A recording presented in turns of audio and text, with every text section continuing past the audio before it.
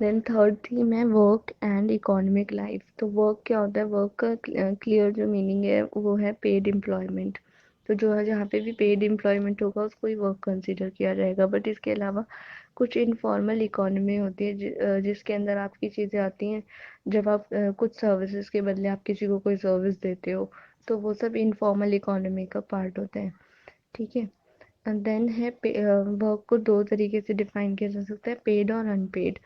अब ये डिपेंड करेगा कि मेंटल एंड फिजिकल एफर्ट किस तरीके का है, या production of goods and services किस तरीके से ह्यूमन नीड्स को केटर कर रहे हैं। ठीक है। देन मॉडर्न फॉर्म्स जो है work and division of labour में, वो किस तरीके से हैं? जो प्री मॉडर्न फॉर्म्स थी सोसाइटी की, उनमें क्या होता था, वो बहुत सारा काम लाइफ स्टॉक के ऊपर डिपेंडेंट था। ठीक है। उन्हीं में लोग लगे रहते थे।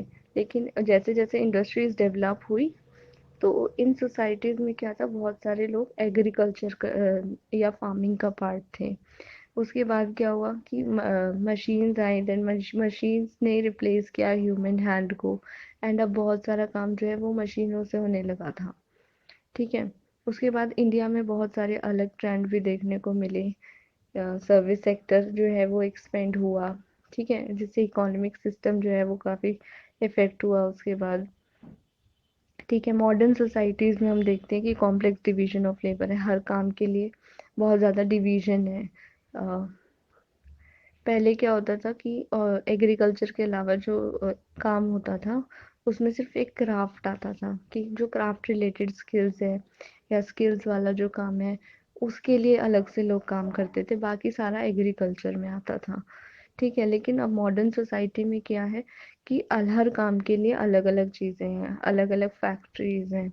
लेकिन फैक्ट्रीज में क्या है कि उनको सुपरवाइज करने के लिए अलग अलग लोग हैं। ठीक है।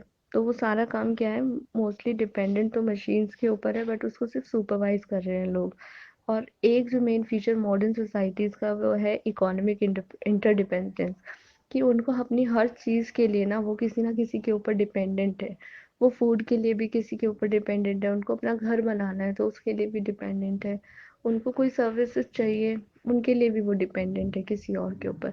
वो खुद से अपना एक कोई भी फंक्शन जो है परफॉर्म नहीं कर सकते, वो हर काम जो है वो पैसों के बदले में ही करा सकते हैं। ठीक है। तो ये मॉडर्न सोसाइटी का एक फीचर है कि वो हर चीज़ के लिए इकोनॉमिकली इंटरडिपेंडेंट है। ठीक है। जबकि पहले क्या होता था ट्रेडिशनल सोसाइटीज़ में, कि फूड जो होता था वो अपने घर पे प्रोड्यूस होता था, या इवन घर बनाना है तो उसमें भी बहुत सारे लोग एक्सपर्टीज उनके घर में ही होती थी, तो वो लोग खुद काम कर सकते थे। बट अब क्या है कि अब हर चीज़ में इकोनॉमिक इंटरडिपेंडेंस है।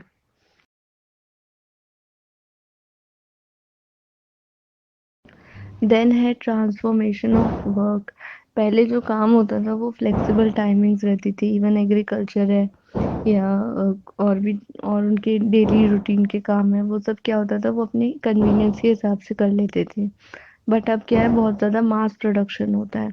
तो मास प्रोडक्शन डिमांड करता है कि टाइमली चीज़ें हो जाए, ऑर्गेनाइज्ड रहे। मॉनिटरिंग इसका एक बहुत इम्पॉर्टेंट पार्ट है, कि मॉनिटरिंग हर चीज़ में ज़रूरी है, क्योंकि सारा काम मशीन से हो रहा है।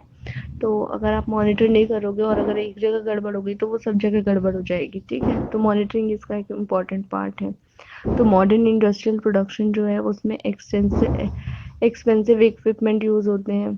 ठीक है। तो इसलिए कॉन्टीन्यूस मॉनिटरिंग की नीड होती है। ठीक है। सर्विलेंस सिस्टम्स की नीड होती है। ठीक है।